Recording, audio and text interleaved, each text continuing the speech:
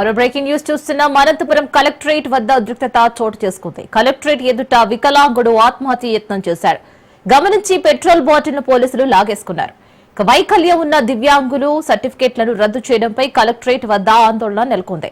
సర్టిఫికేట్ల reverification లో వైకల్యం ఉన్న దివ్యాంగుల సర్టిఫికేట్లను రద్దు చేస్తున్నారని ఆగ్రహం వ్యక్తం చేశారు. తమకు న్యాయం చేయాలని కలెక్టరేట్ ఎదుట దివ్యాంగుల హక్కుల జేఏసీ నేతలు ఆందోళనకు దిగారు. దీంతో అందరికీ న్యాయం చేస్తానని కలెక్టర్ వినోద్ కుమార్ హామీ ఇచ్చారు.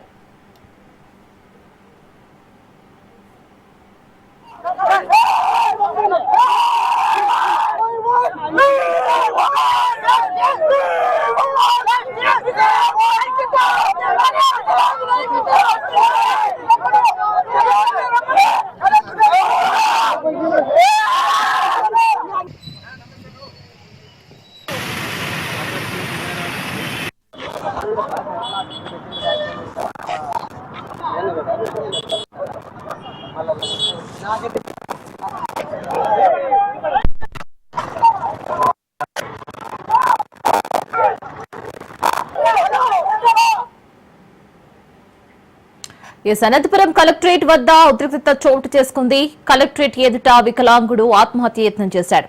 ఇది గమనించి పెట్రోల్ బాటిల్ను పోలీసులు లాక్కున్నారు. వైకల్యం ఉన్న దివ్యాంగుల సర్టిఫికేట్లను రద్దు చేయడంపై కలెక్టరేట్ వద్ద ఆందోళన నెలకొంది. సర్టిఫికేట్ల రీవెరిఫికేషన్ లో వైకల్యం ఉన్న దివ్యాంగుల సర్టిఫికేట్లను రద్దు చేస్తున్నారని ఆగ్రహం వ్యక్తం చేశారు.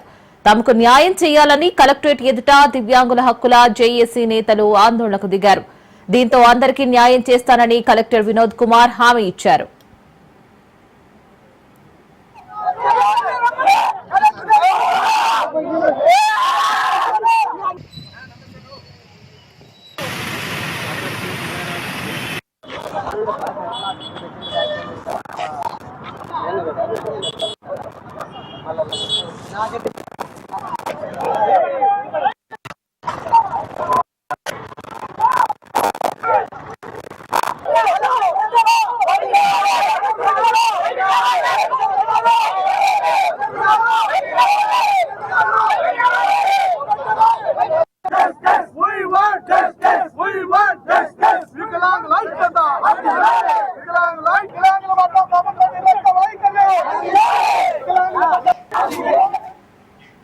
దీనికి సంబంధించి పూర్తి డీటెయిల్స్ మా ప్రతినిధి జీవన్ అందిస్తారు. జీవన్,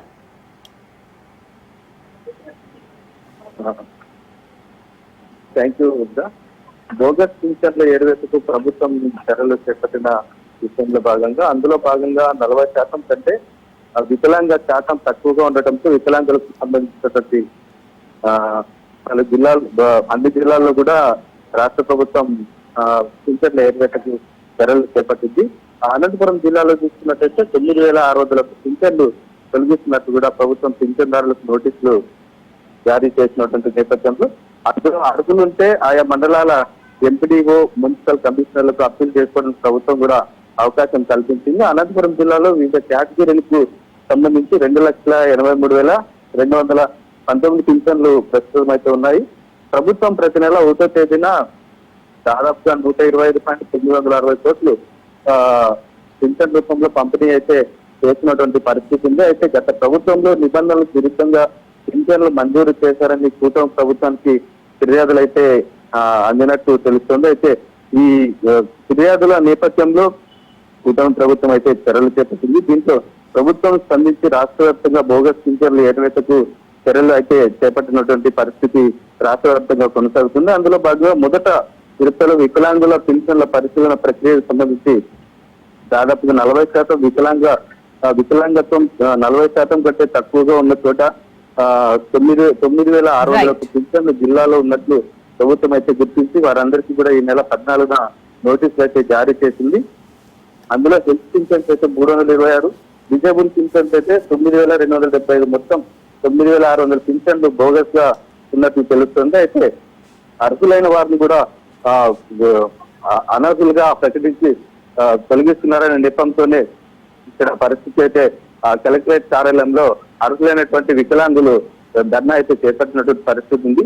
అర్హులైన వారిని గుర్తించుకోకుండా అధికారులు అనర్హులకు అవకాశం కల్పిస్తూ అర్హులైన వారిని తొలగిస్తున్నారని కలెక్టర్ కార్యాలయంలో ధర్నా చేపట్టినటువంటి పరిస్థితుల్లో ఉద్రిక్త చోటు చేసుకున్నటువంటి పరిస్థితి ఉంది.